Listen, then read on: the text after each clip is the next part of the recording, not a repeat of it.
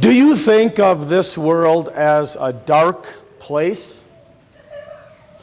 Perhaps you're thinking, no, it's Christmas time.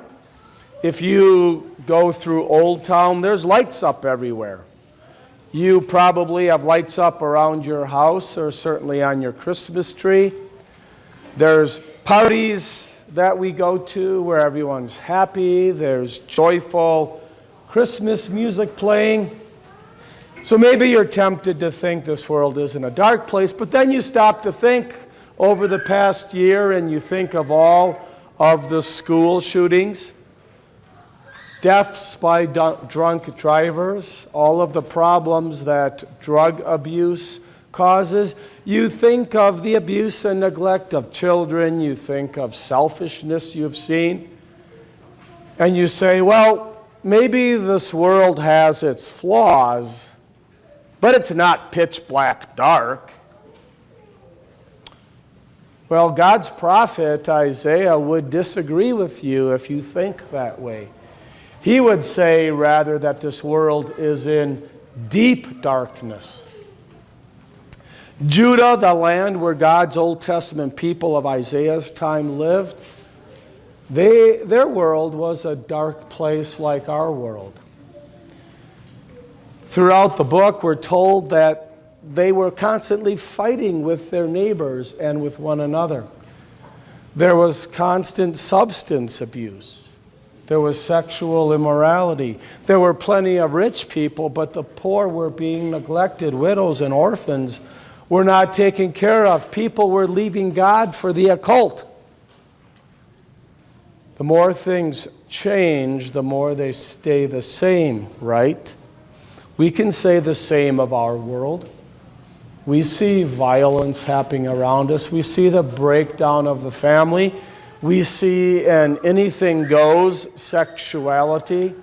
We see selfishness as the love of people grow cold. We see fighting amongst neighbors over some of the silliest things, like even what political party you belong to.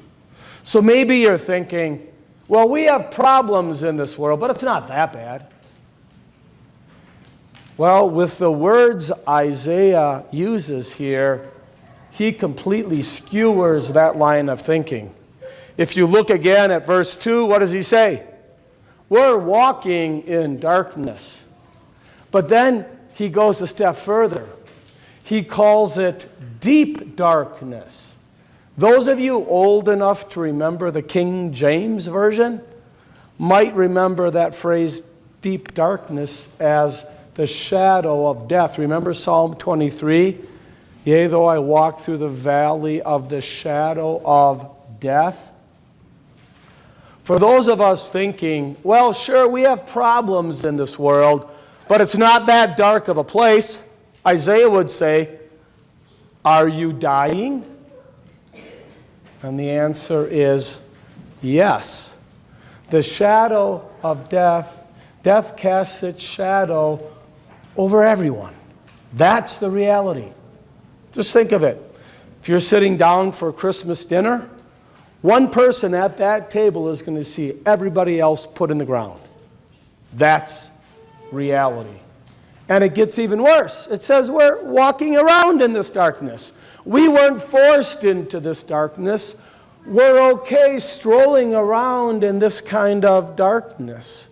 And we see that, don't we, when we look at our own lives and the selfishness in our hearts? Think when you're forced to make a choice, when you have a choice. Don't often the choices we make tend towards our own best self-centered interests? I grew up in a family of 8 kids. And when we had a big cake, and I was given the choice for the first piece of cake, I took the biggest one. And if my youngest brother got the smallest one, I made fun of him for that.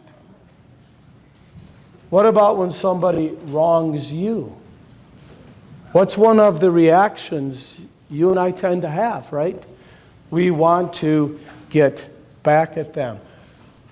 This world's a dark place, and so we think we can make it better. Let's get rid of violence. Let's have world peace. Let's make the world a better place. But the thing is, Can you and I even get rid of the darkness that's in our own hearts? Can you get rid of it permanently? Completely? Can you stop aging? Can you keep yourself from dying? If we can't rid our hearts of the darkness, how could we rid this world of its darkness? But there's good news for this dark world, and there's good news for our dark hearts. The light has dawned. This light isn't some program like Greenpeace or the World Food Program, because no program can bring light to this world. This light isn't man-made. It appeared. It dawned. This light is a person. Specifically, it's a child, a baby boy. For to us a child is born, a son is given. This person is human because it's born of a human mother, but by the titles he's given, we see he's also God. He's Wonderful Counselor, Mighty God, Prince of Peace, Everlasting Father. He gives the best advice to you and me because unlike other counselors, he's all-knowing. This child can do anything because he's God. He is the source and author of all life as our everlasting Father. And he's the Prince of Peace, not between USA and ISIS. But he's the Prince of Peace to bring peace between a God who hates sin and human beings who sin. The light in this darkness is God who became human flesh. That's what we see in the manger. That's what the angels sang about. But why did this light need to be both God and man? Well, if God only wanted to tell you about the darkness we're living in, he could have just sent a man, right? And he did. He sent plenty of them. We call them prophets, like Isaiah. They told us and people at Isaiah's time that we're living in darkness, but that's not enough. If God wanted to give us an example of what it looks like for someone to be a light in the darkness, well, he could have just sent an angel, like he sent to Mary, Gabriel. He could have sent an angel and said, now be like the angel Gabriel. Be as loving and selfless and compassionate as Gabriel was. And be as serving and glorifying of God as Gabriel was. But that wouldn't be enough. We don't just need a light to shine in our darkness. We need a light that would snuff out the darkness of our sin, the darkness of our evil, and the darkness of death itself. That light needed to be a man so he could die. So he could have a heart that would beat and stop beating, so that he would have blood coursing through his veins that would eventually be shed out of his veins and pay the death we had to pay. But he had to be God, so that the sacrifice he made would be so valuable it could count for everyone. You know, we look around us and we can see a lot of darkness, right? You see it on the news. You see it around you in the places you go. But let's be honest, the clearest darkness that we see is in the selfishness that's in our own hearts, right? Think of the pain that our selfishness have caused, even to those whom we say we love. Think of the coldness that sometimes our words and our actions bring to other people. And then there's that shadow, right? That shadow that's getting closer and closer. And when it finally hits us, we die. And then we have to face our Maker. And sure, there's plenty of bright spots in this world we live in that can deceive us from seeing how dark this world is. But the thing is, if Christmas is going to be more than just a nice memory, tinsel and gifts and presents and parties, If Christmas is going to be truly meaningful to you and me, then we need to be illumined. We need to be enlightened to see life and death for what it really is, that everything is not okay. If we're truly going to enjoy Christmas, then you and I need to see that we need a light to come into this world to save us from the darkness. And that's exactly who Jesus is. You know, there's certain gifts that you receive, right, that have to be accepted with a certain amount of humility. Let's say your significant other gives you, for Christmas, you open up the present and it's a 1-year certificate for membership to the gym. Well, you look at your belly, you look at the membership card, and you get what he or she is saying to you. You don't want to acknowledge what they're saying. That kind of gift needs to be accepted with a certain amount of humility, doesn't it? Isn't that true with this, God's greatest gift to you and me? The gift of the light of the world. By giving us that gift, God is telling you and me, your world, my world's so broken, you can't fix it yourself. The situation was so bad, I had to send somebody into this world to fix it for you.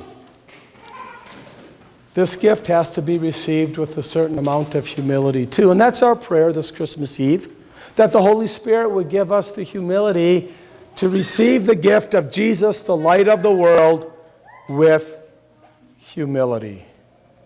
That we see that we can't cleanse ourselves from our sin. We can't overcome temptation by ourselves. We can't fix our broken relationships with each other, let alone with God. And we certainly can't stop that shadow from coming, even if we use that gym membership.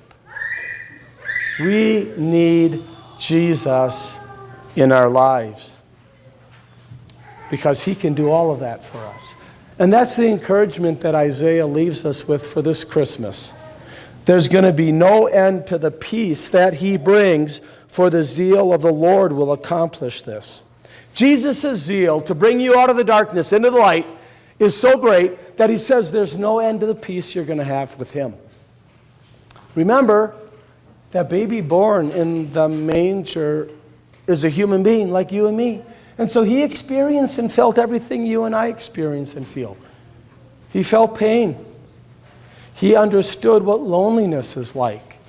He understood and felt depressing thoughts. He experienced regret. Remember when he lamented over Jerusalem that didn't believe in him? He experienced sadness and even fear. Remember in the Garden of Gethsemane when he didn't want to go to the cross and suffer for us? And Jesus did go to the cross with all those experiences and feelings of darkness that you and I have.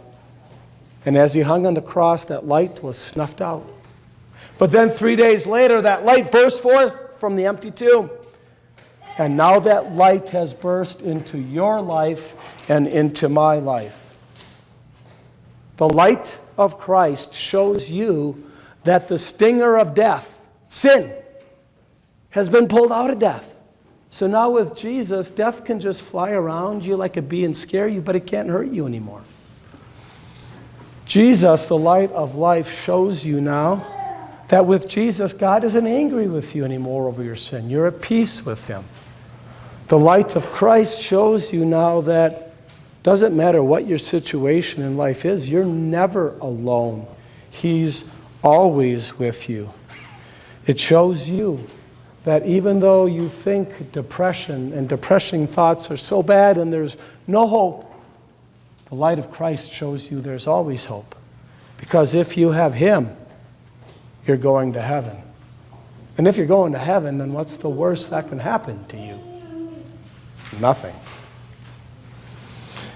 In the darkness of ancient Israel, Isaiah foretold a light that will come into their darkness.